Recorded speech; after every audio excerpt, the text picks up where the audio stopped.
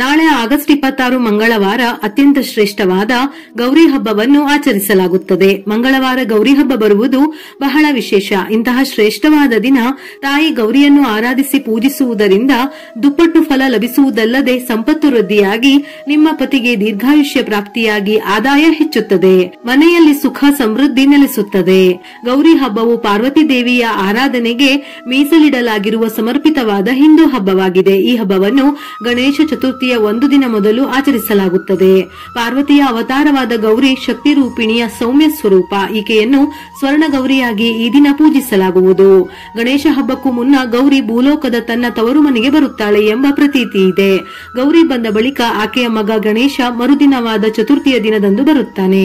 ಸ್ವರ್ಣ ಗೌರಿ ವ್ರತವನ್ನು ಮದುವೆಯಾದ ಮಹಿಳೆಯರು ಪತಿಯ ದೀರ್ಘಾಯುಷ್ಯ ಸಂತೋಷದ ದಾಂಪತ್ಯ ಜೀವನಕ್ಕಾಗಿ ಮನೆತನ ಏಳಿಗೆ ಆಗಲಿ ಎಂದು ಮತ್ತು ಮದುವೆಯಾಗದ ಹೆಣ್ಣು ಮಕ್ಕಳು ಉತ್ತಮ ಪತಿ ಒಳ್ಳೆಯ ಮನೆತನ ಸಿಗಲಿ ಎಂದು ಮಾಡುವ ವ್ರತ. ಸ್ವರ್ಣಗೌರಿ ಹೆಸರೇ ಸೂಚಿಸುವಂತೆ ಸಂಪದ್ಭರಿತ ಅಷ್ಟೈಶ್ವರ್ಯ ಕೊಡುವುದೆಂದರ್ಥ. ಸ್ವರ್ಣಗೌರಿ ಅರಿಶಿನ ಬಣ್ಣದಿಂದ ಕೂಡಿರುತ್ತಾಳೆ. ಶಿವನ ಅರ್ಧಾಂಗಿ. ಸ್ವರ್ಣ ಅಂದರೆ ಚಿನ್ನ, ಬಂಗಾರ ಅರಿಶಿನ ಬಣ್ಣದಲ್ಲಿರುತ್ತದೆ. ಆದ್ದರಿಂದ ಗೌರಿಯನ್ನು ಸ್ವರ್ಣಗೌರಿ ಎಂದು ಕರೆಯುತ್ತಾರೆ. ಶುಭಕರವಾದ ಗೌರಿ ವ್ರತ ಮಾಡುವವರು ವ್ರತವನ್ನು ವಿಧಿವಿಧಾನಗಳ ಮೂಲಕ ಶ್ರದ್ಧಾ ಭಕ್ತಿಯಿಂದ ಪೂಜೆ, ಅರ್ಚನೆ, ನೈವೇದ್ಯ, ಮಂಗಳಾರತಿ ಮಾಡಿದರೆ ಸಂಸಾರವು ಅಷ್ಟೈಶ್ವರ್ಯದಿಂದ ತುಂಬುತ್ತದೆ. ಅಷ್ಟೈಶ್ವರ್ಯವೆಂದರೆ ಧನ, ಕನಕ, ಆರೋಗ್ಯ, ಭಾಗ್ಯ, ಸತಿಪತಿ, ಗಂಡು ಹೆಣ್ಣು ಮಕ್ಕಳು, ಸುಖ ಸಂತೋಷ, ವಿದ್ಯೆ, ಬುದ್ಧಿ, ಆಯಸ್ಸು, ಶ್ರೇಯಸ್ಸು, ಗ್ರಹ ಸುಖ ಎಲ್ಲವೂ ತಾಯಿ ಗೌರಿಯ ಆಶೀರ್ವಾದದಿಂದ ಪ್ರಾಪ್ತಿಯಾಗುತ್ತದೆ.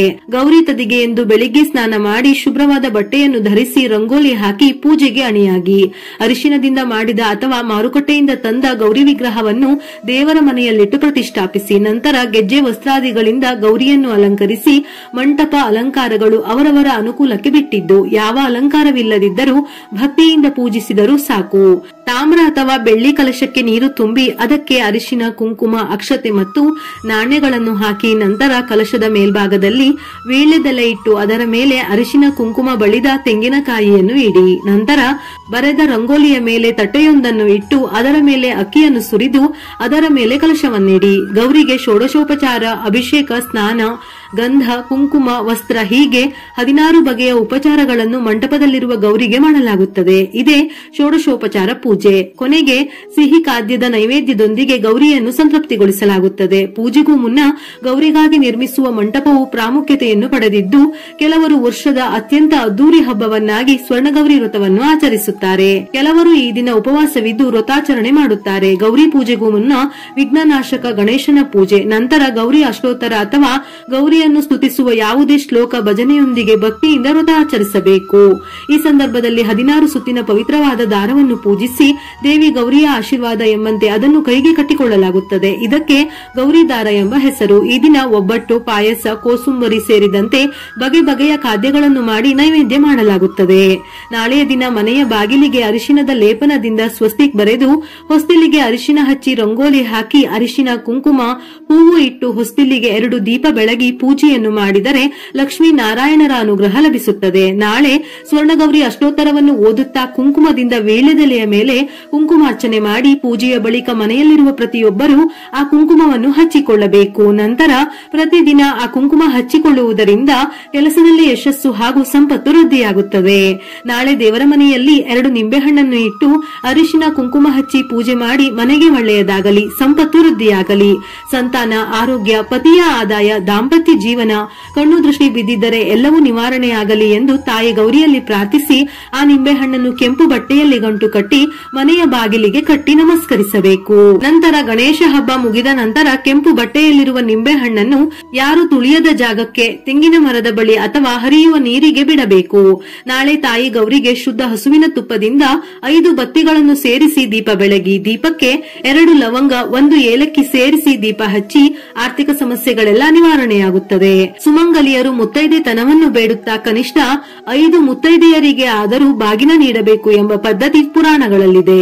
ಅರಿಶಿನ, ಕುಂಕುಮ, ಬಳೆ, ಕರಿಮಣಿ, ಬಾಚಣಿಗೆ, ಅನುಕೂಲ ಇದ್ದವರು ಸೀರೆ, ಇಲ್ಲವಾದರೆ ಬ್ಲೌಸ್ ಪೀಸ್, ಕಾಯಿ, ಹಣ್ಣು, ಧಾನ್ಯಗಳನ್ನೊಳಗೊಂಡ ಬಾಗಿನವನ್ನು ಮುತ್ತೈದೆಯರಿಗೆ ನೀಡಲಾಗುತ್ತದೆ. ಮರದ ಬಾಗಿನಕ್ಕೆ ಬಹಳ ಮಹತ್ವವಿದೆ. ಗೌರಿ ಹಬ್ಬಕ್ಕೆ ಹರಸಿ ಮರದ ಬಾಗಿನ ಕೊಟ್ಟರೆ ಇದರ ಫಲ ಕೂಡ ಅನಂತ. ಅಷ್ಟೇ ಅಲ್ಲ, ನಾವು ಕೊಡುವ ಮರದ ಬಾಗಿನ ಯೋಗ್ಯರಾದವರಿಗೆ ಕೊಟ್ಟರೆ ಮಾತ್ರ ಫಲವಿದೆ.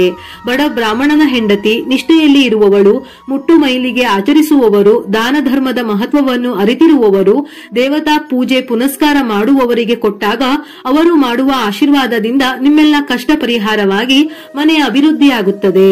ಮರ ಅಥವಾ ಮೊರದ ಬಾಗಿನದಲ್ಲಿ ನಾರಾಯಣರ ಅಂಶ ಇರುತ್ತದೆ. ಮರವೆಂಬ ನಾರಾಯಣ ಮತ್ತು ಒಳಗಿರುವ ಲಕ್ಷ್ಮಿಯರ ತರಹ ಜೊತೆಯಲ್ಲಿ ದಂಪತಿಗಳು ಲಕ್ಷ್ಮೀ ನಾರಾಯಣರ ತರಹ ಇರಲಿ ಎನ್ನುವ ಕಾರಣಕ್ಕೆ ಮತ್ತು ಸುಮಂಗಲಿತನ ಯಾವಾಗಲೂ ಇರಲಿ ಎನ್ನುವ ಕಾರಣಕ್ಕೆ ಸುಮಂಗಲಿ ದೇವತೆಗಳ ಸಾಕ್ಷಿಯಾಗಿ ಬಾಗಿನ ಕೊಡುತ್ತಾರೆ. ಮರದ ಬಾಗಿನ ಕೊಡುವಾಗ, ತೆಗೆದುಕೊಳ್ಳುವಾಗ ಈ ಮಂತ್ರವನ್ನು ಶ್ರದ್ಧಾಪೂರ್ವಕವಾಗಿ ಹೇಳಿ ಬಾಗಿನ ಕೊಟ್ಟರೆ ಬ್ರಹ್ಮಾಂಡ ದಾನ ಮಾಡಿದ ಪುಣ್ಯ ಲಭಿಸುವುದೆಂದು ಹೇಳುತ್ತಾರೆ. ಬಾಗಿನ ಕೊಡುವವರು ಹೀಗೆ ಹೇಳಬೇಕು: ರಾಮಪತ್ನಿ ಮಹಾಭಾಗೆ ಪುಣ್ಯಮೂರ್ತೆ ನಿರಾಮಯೇ ಮಯಾ ದತ್ತೌ ಹಿತೇ ಶೂರ್ಪೌ ಜಾನಕಿ ಸ್ವೀಕೃತೌ ತ್ವಯಾ. ಬಾಗಿನ ತೆಗೆದುಕೊಳ್ಳುವವರು ರಾಮಪತ್ನಿ ಮಹಾಭಾಗೆ ಪುಣ್ಯಮೂರ್ತೆ ನಿರಾಮಯೇ ಮಯಾ ದತ್ತೌ ಹಿತೇ ಶೂರ್ಪೌ ಜಾನಕಿ ಸ್ವೀಕೃತೌ ಮಯಾ ಹೀಗೆಂದು ಹೇಳಿ ತೆಗೆದುಕೊಳ್ಳಬೇಕು.